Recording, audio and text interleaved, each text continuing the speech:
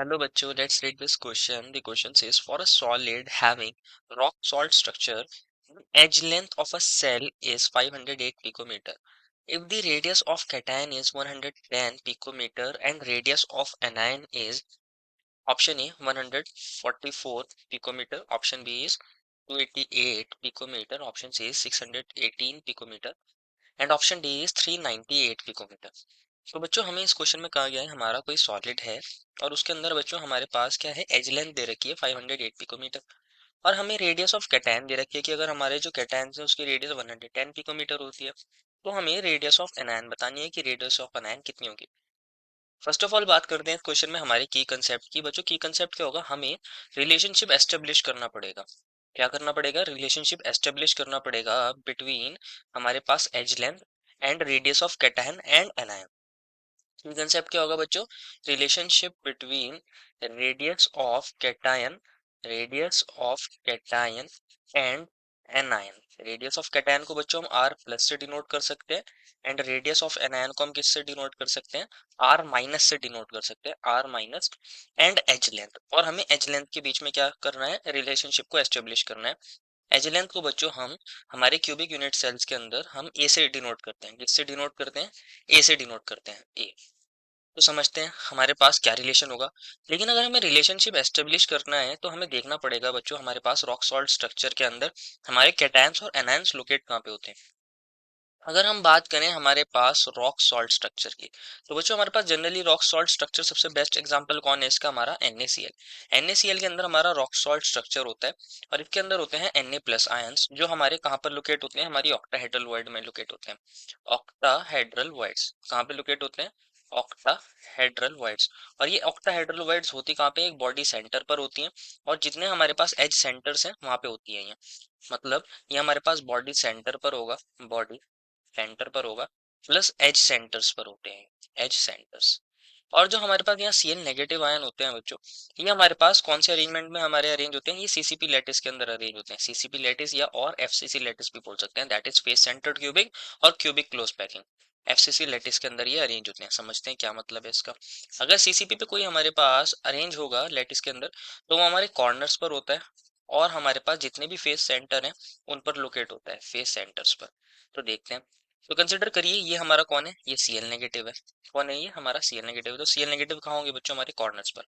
तो हमारे 4 कॉर्नर्स ऊपर हैं और 4 कॉर्नर्स ही हमारे नीचे हैं और हमारे फेस सेंटर पर भी होगा ये। तो फेस सेंटर एक अप वाले फेस पर, एक डाउन वाले फेस पर, एक हमारे पास लेफ्ट वाले फेस पर, एक राइट वाले फेस पर और एक पीछे फेस होगा तो एक फ्रंट में भी फेस होगा। इन सब पर कौन है? हमारे Cl नेगेटिव। बात करते हैं हमारे Na प्लस आयन की। अगर ये Na प्लस को डिनोट कर रहा है, Na प्लस कहाँ होगा? एक तो हमारे पास बॉडी सेंटर पर होगा और जितने भी एज सेंटर्स हैं उन पर कौन होगा? हमारे Na प्लस आयन होंगे, Na प्लस आयंस। तो एक ही हमारे पास ये वाली एजेस पर भी Na प्लस आयंस होंगे और हमारे पास ये नीचे 4 एजेस हैं इन पर भी कौन होगा? हमारा Na प्लस आयन होगा। अब हमें देखना है कि हमारे पास क्या रिलेशन बैठेगा। तो बच्चों हम क्या करते हैं, किसी एक एज को उठा लेते हैं, किसी एक एज को स्पेसिफिकली देख लेते हैं क्या होगा। अगर हम इस एज की बात करें तो एक्चुअल में बच्चों अभी हमने हमारे एटम्स को पॉइंट से डिनोट करा है। एक्चुअल में इनका साइज इतना नहीं होता।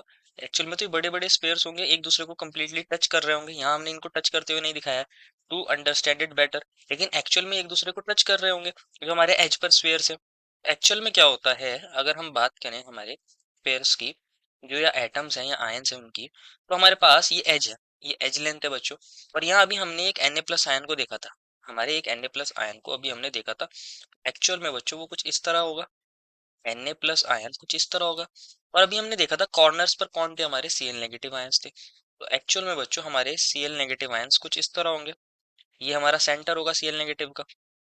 सिमिलरली एक Cl नेगेटिव इस तरह होगा। तो अगर आप देखोगे बच्चों इस एज को ध्यान से देखोगे, ये हमारे पास कौन है? एक हमने एक एज को ले लिया। तो हमारे ये तीनों हमारे जो आयंस हैं एक दूसरे को टच कर रहे हैं। ये वाला कौन था बच्चों? हमारे पास Cl नेगेटिव था। ये वाला कौन था? Cl नेगेटिव था। और ये कौन था? हमारे पास Na प्लस था। तो अगर आप ध्यान से देखोगे बच्चों हमारे पास जो ये आयन हैं इनके सेंटर्स को देखना है। अगर आप देख रहे हो तो हमारे पास ये कौन होगा? यहाँ से लेके यहाँ तक का डिस्टेंस, ये रेडियस ऑफ एनायन होगी जिसको हम R माइनस से डिनोट कर रहे थे, R माइनस से।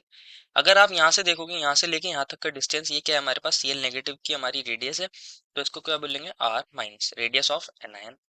और अगर आप यहाँ से देखोगे बच्चों, ये हमारा बीच में हमारा Na प्लस आया था, तो ये कौन है यहाँ से लेके यहाँ तक, ये हमारी रेडियस ऑफ कैटायन है। सिमिलरली ये भी कौन है, हमारी रेडियस ऑफ कैटायन है।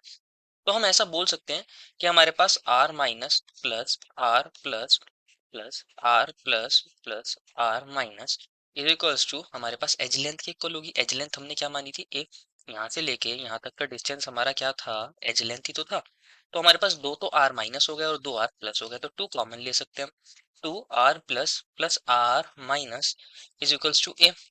और बच्चों हमें रेडियस ऑफ कैटायन दी थी, रेडियस ऑफ कैटायन 110 पिकोमीटर हमें मिली है, तो हम यहाँ लिख सकते हैं twice of 110 picometer plus R minus is equals to, हमें एज लेंथ कितनी दी है, 508 पिकोमीटर।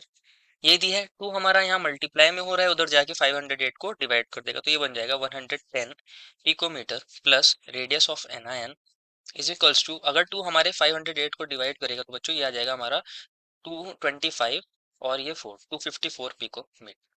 अब हम यहाँ से r माइनस की वैल्यू निकाल सकते हैं, that is radius of N निकाल सकते हैं। 110 यहाँ प्लस हो रहा है, अगर ये राइट में चला जाएगा तो 254 में से माइनस हो जाएगा। तो अगर हम डायरेक्ट ले लें 254 में से अगर हमारे 110 चला जाएगा तो क्या बचेगा, 100 जाएगा, तो हमारा 154 बचेगा, और 10 और चला गया, दैट मीन्स हमारे पास यहाँ 144 पिकोमीटर हमारी रेडियस ऑफ एनआयन आ जाएगी। क्या आ जाएगी, 144 पिकोमीटर हमारी रेडियस ऑफ एनआयन आ जाएगी, और यही हमसे पूछी थी। तो हमारे जो सी बी डी ऑप्शन है ये तो गलत हो जाएंगे, ऑप्शन ए करेक्ट हो जाएगा। देखो final answer is option number A. I hope you understood it well and best of luck.